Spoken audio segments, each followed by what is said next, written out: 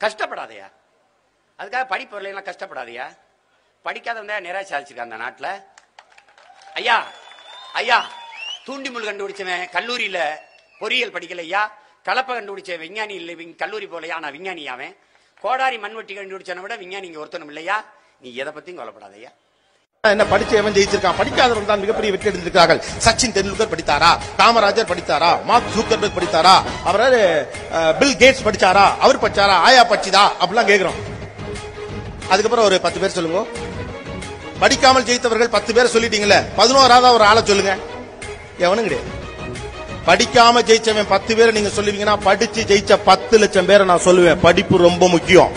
Don't take it in a wrong sense. உங்களை திசை திருப்புகிறார்கள். கல்விதான் நமக்கு முக்கியமானது. அறிவுதான் அற்றம் காக்கும் கருவி. தமிழ்நாட போட்டு இந்த ரவுண்டு கட்டுறானுங்களே, இந்திய திணிக்கிறேங்கிறானுவோ, நீட்ல கொண்டே சொருகிறேங்கிறானுவோ, லெப்ட் லாப் வைக்கிறானுவோ, ரைட்ல திருப்புறானுவோ. நம்ம பசங்களாம் லெப்ட்ல இண்டிகேட்டர் போட்டு ரைட்ல திருப்பிடலாம். எழுதி வச்சுக்கோங்க, இன்னும் 1 வருஷத்துக்கு அப்புறம் இதே நீட்லையும் டாப்பர் நம்ம பையதான் வருவான். அந்த ஃபார்முலாவை பிடிக்கணும், அவ்வளவு மட்டும்தான். நீங்க எங்க வேணாலும் சொருங்க, ஒண்ணும் பண்ண முடியாது. அப்ப education is very much important. Kamarajar வந்த பிறகுதான் தமிழகத்திலே கல்வி பெரிய அளவுக்கு தலை தூக்கியது. பசி இருக்கிற பிள்ளையால் படிக்க முடியாது நினைத்த காமராஜர் மதிய உணவு திட்டத்தை அறிமுகப்படுத்துகிறார். ஏழை பிள்ளை படிப்பதற்கான வாய்ப்பை பள்ளிக்கூடத்தில் உருவாக்கணும். சாப்பாட்டுக்கு வழி இல்லாத பிள்ளை எப்படா படிப்பான்னு சொல்லி யோசிச்சு அவர் அதுக்காகத்தான் கொண்டு வந்தார் இல்லையா.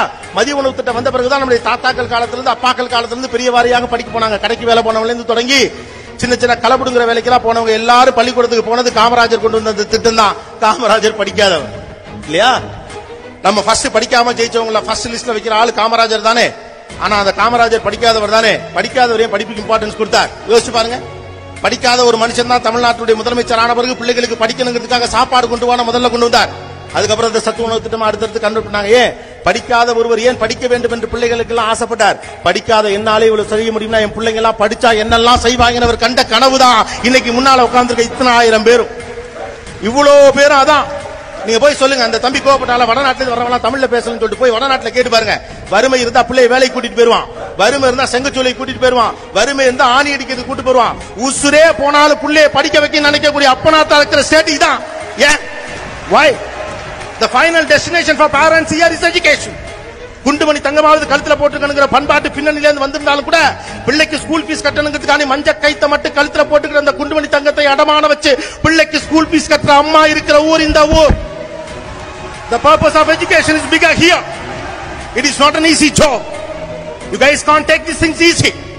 Social media la விளையாட்டு நம்ம படிப்பு ஒண்ணுமே கிடையாது. உங்களை ஏமாத்துறவங்க பக்கம் போகாதீங்க. அவள அம்மா குப்பை. We have to educate ourselves.